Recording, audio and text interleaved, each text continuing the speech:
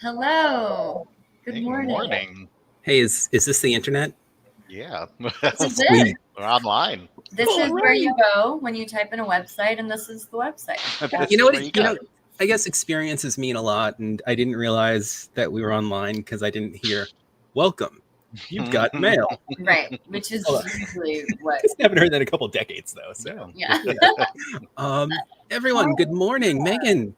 I'm doing the normal caffeinated take over everything. Please, I'm gonna do. It's okay. As a woman, I'm mute. No, I'm kidding. Gotta use that card. Thank you for putting me in the top frame. No. Good morning. Welcome to the internet, everybody. As Matt said, Justin, thank you so much for being here. Thank you guys for having me here. I'm super psyched to be back. Yes, we love. I mean, in my daily job, I bring you in sometimes when I need someone to explain everything to me. So I think it's good to have you on our live stream so you can explain it to us and all of our viewers. Yeah. Everyone, Justin is our CIO, and he's worked with Valiant since 2010, I believe, which is great. What a tenure! What a respectable, a dignified. He has birds. I do. Which we were just talking about in our our pre-meeting, and they're really wonderful to hear about. Do we want to talk about the malted milk of it all?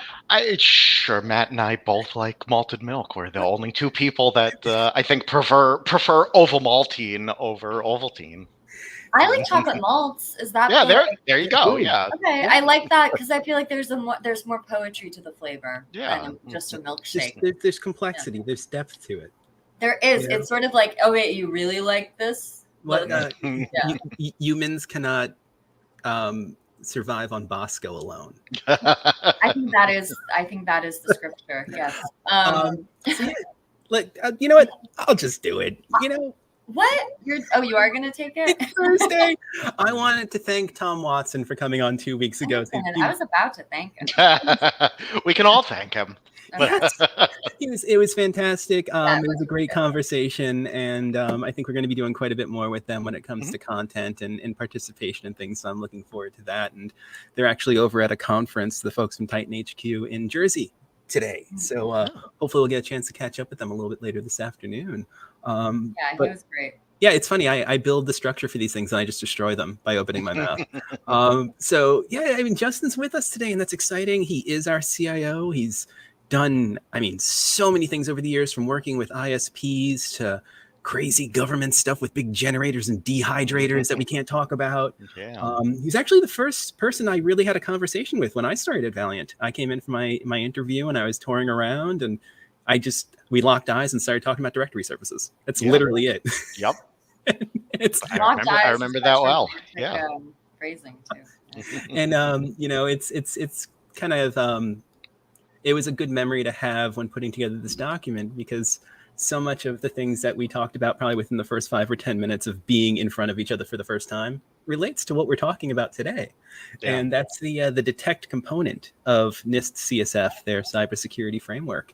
Right. And we spent the past few episodes kind of talking about these topics. The first one was, of course, identify, because you can't protect something if you don't know it exists. Right.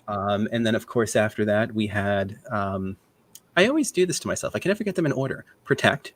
With Tom Watson. We talked a little bit about some of the ways that we protect our customers and the tools that Titan HQ provides to help us do so. And today is detect. And I think of all the components in CSF, this is the one that gets me the most kind of excited because it's super tangible. It's not as conceptual as some of the others. So what do you say? We already, and forgive me, we already defined CSF, right, for all the viewers? Oh, no, this was me going off the rails. I was going to say, hey, Megan, no, this is just me having a component slightly outside the IT brain perspective. CSF is the cybersecurity frameworks as established by NIST. And actually, Matt, I'm going to hand it right back to you. Why don't you tell us a little bit about NIST and why we're discussing it today? All right. Well, if we want to talk about NIST for a couple seconds, they are a government organization, the National Institute for Standards and Technology. Is that right, Justin? Yep. Sometimes these acronyms are difficult to track. And they play a large role in setting different kinds of standards across the country in many areas, cybersecurity being one of them. And they've developed the cybersecurity framework as, I never like using the word easy here because it's not easy, but a guided method of achieving a roadmap. Yeah.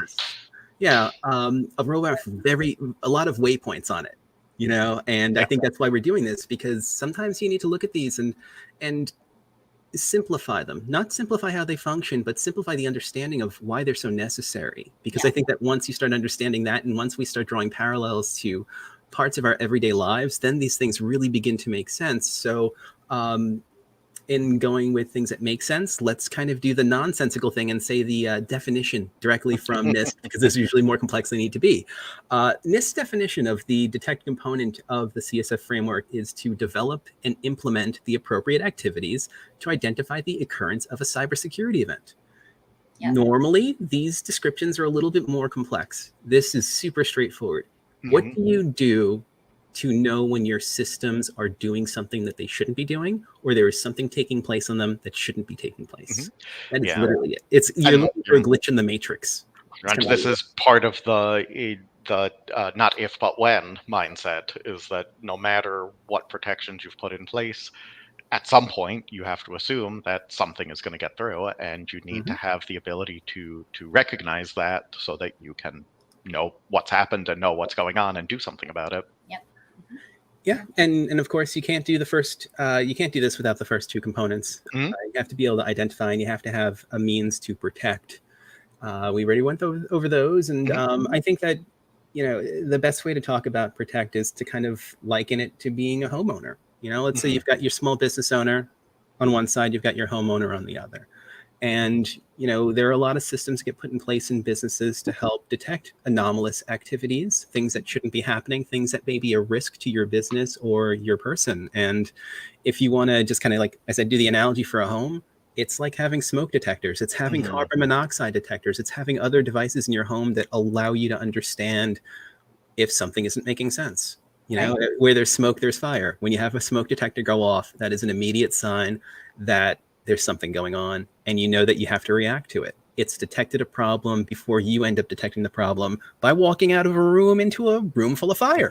I mean, that's really too late. It's just too late.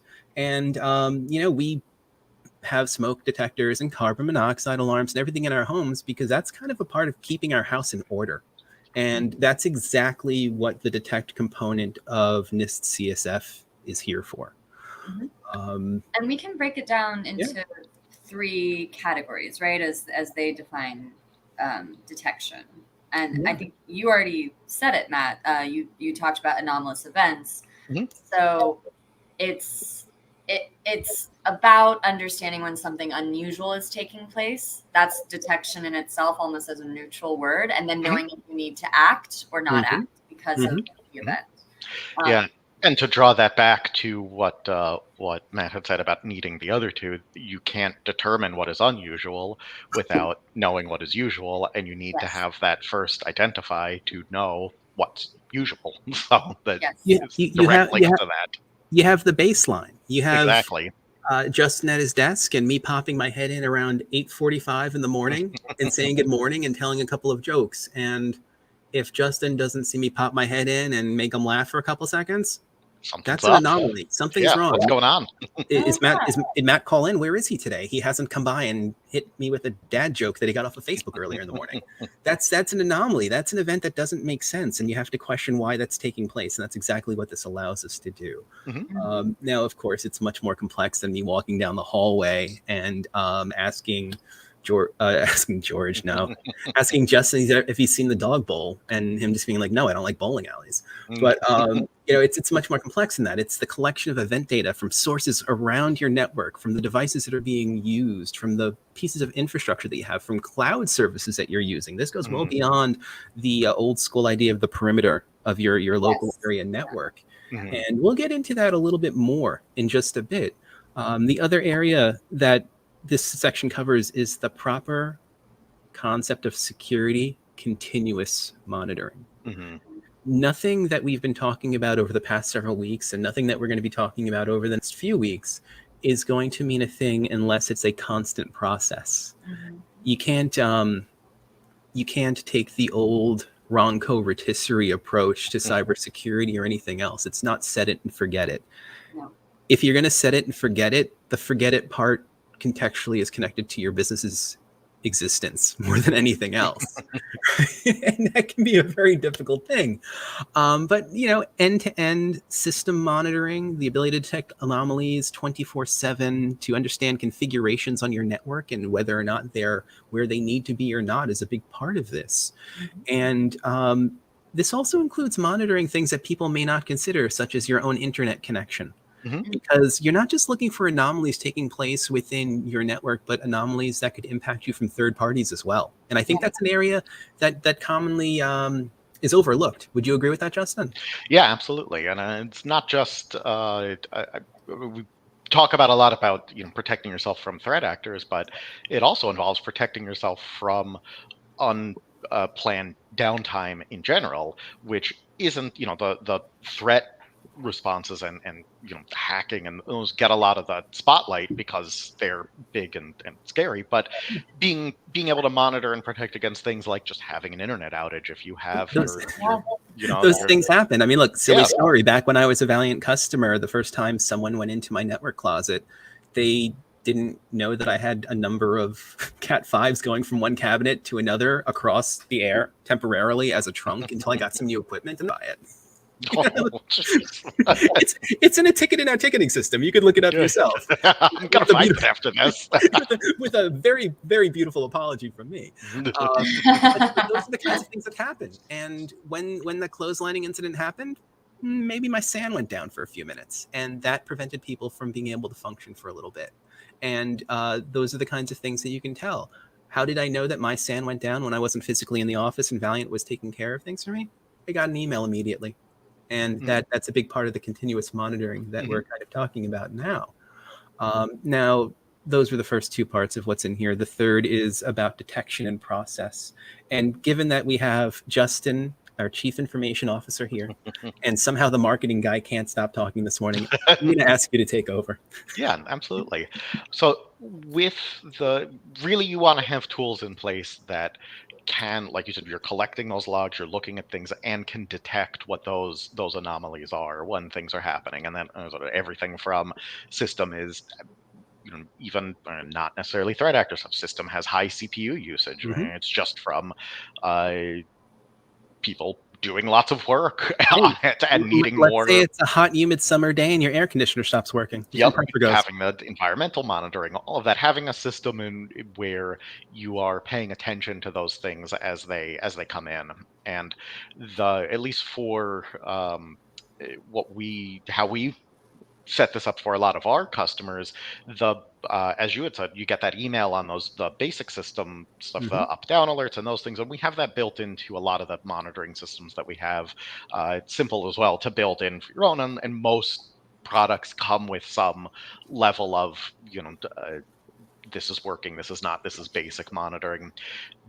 Swinging back into the security aspect of it and protecting against cybersecurity incidents, that's where we really build three pieces together to encompass the whole environment.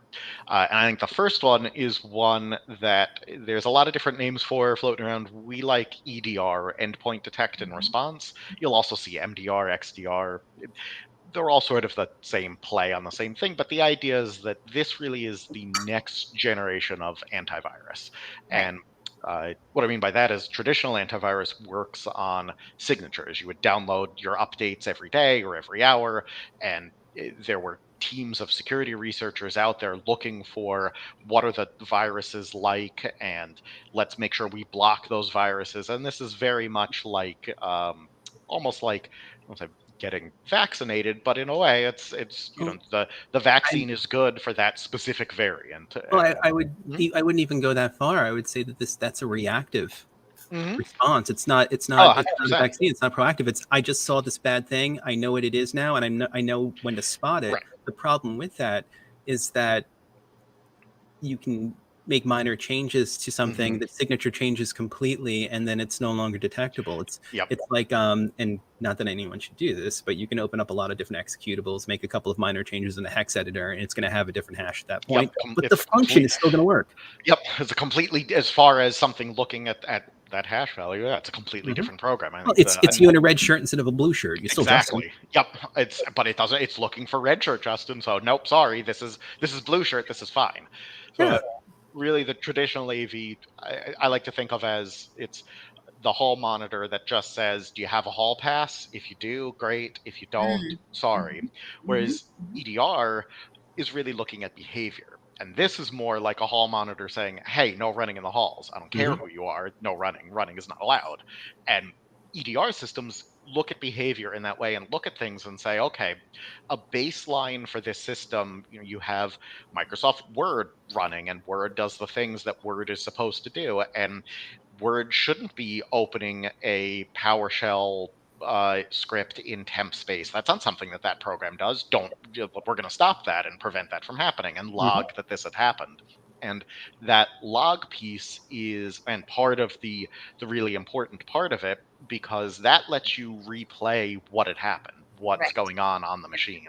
So the software, I mean, it's blocking things that it knows are bad, because that's, again, easy to do. Like, all right, this is a virus, we know, don't come in, don't run this. But also, these are programs, these are things on the machine that I've never seen before that are running in a way that malware or that something malicious might run. A piece of software trying to run with elevated permissions that a normal user wouldn't have, say administrative rights. That's not going to make sense. The system's going to question it. It's going to log it.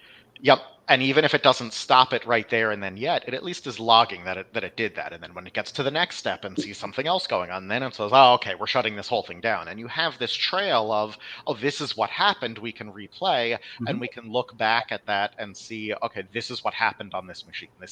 We're able to detect this was the path that this malware took. This is how it got on the machine. This is what it did. And either unwind it or at least be able to see what had happened with it. Well, it's the equivalent of walking into, say, a crime scene and having enough evidence to piece together what it was that happened versus just making a bunch of assumptions. The problem is that when you're in a situation where something goes wrong with technology and you're making assumptions, you have to just simply assume that everything has been breached, everything has been compromised. With the ability, with logs, you could at least start controlling that kind of scope of damage and keeping.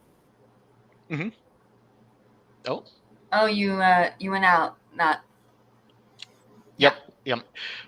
Yeah, but you can run with the log monitoring is that second piece of it, where not only are we looking to keep the logs on the workstations themselves, we also want to get logs for all the other systems that you have. So network, server, and cloud services. And cloud services, welcome back.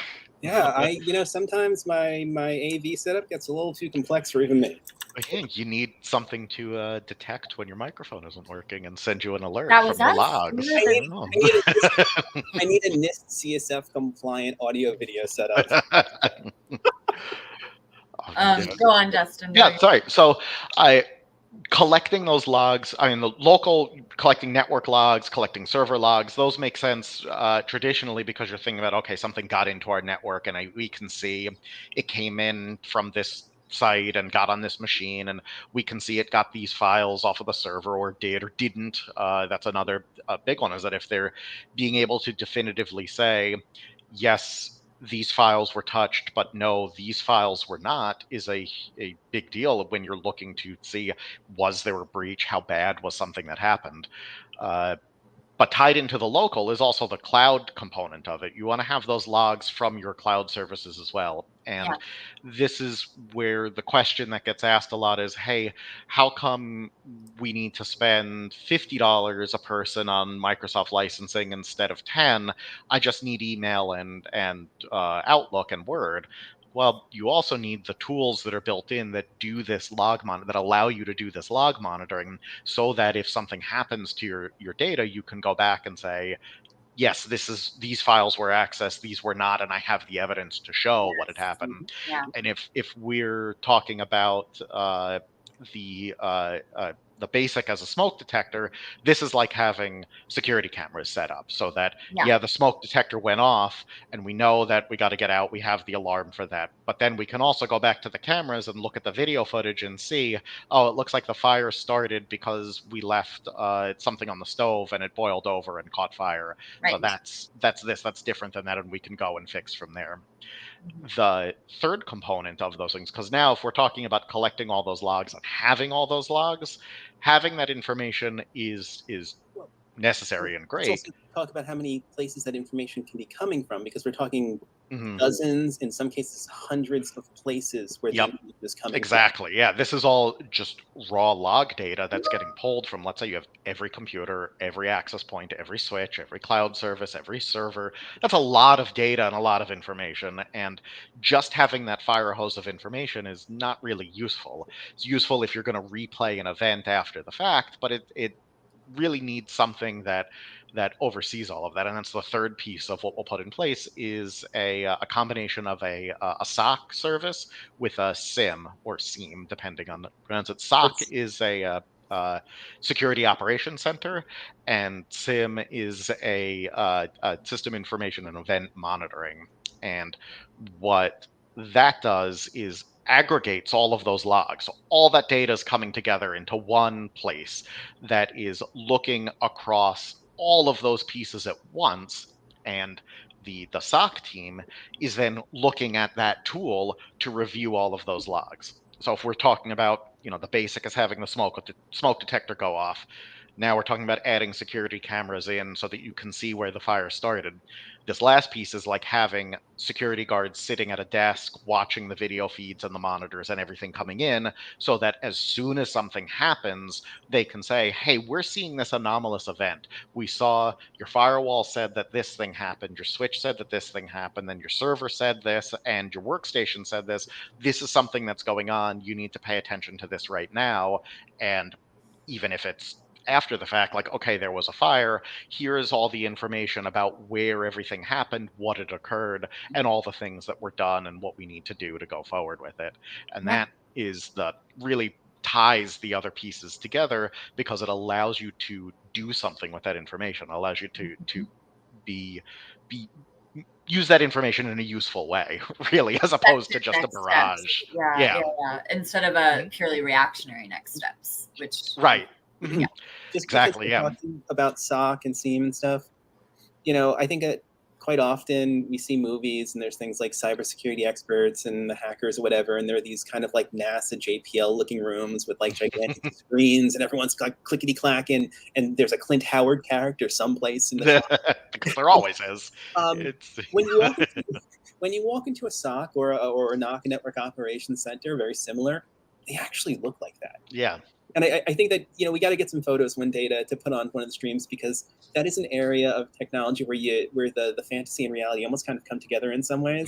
And it's a very impressive thing to see going on. If you walk into a SOC and you see the analysts looking at data, responding to situations, having maps up, like geographic maps, showing the occurrence of where anomalies that are being detected are, and you look up and you see, wow, Boise, Idaho has like 8 things going on right now.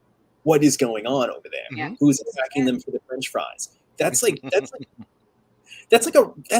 literally the kind of thing that happens in those places. And it's even 20 years of walking in and out of them, they can still be a bit like awe-inspiring when you walk in. So absolutely. I want to give them props, because the folks that work in security operations centers and the people that engineer them are just top-notch at what they do.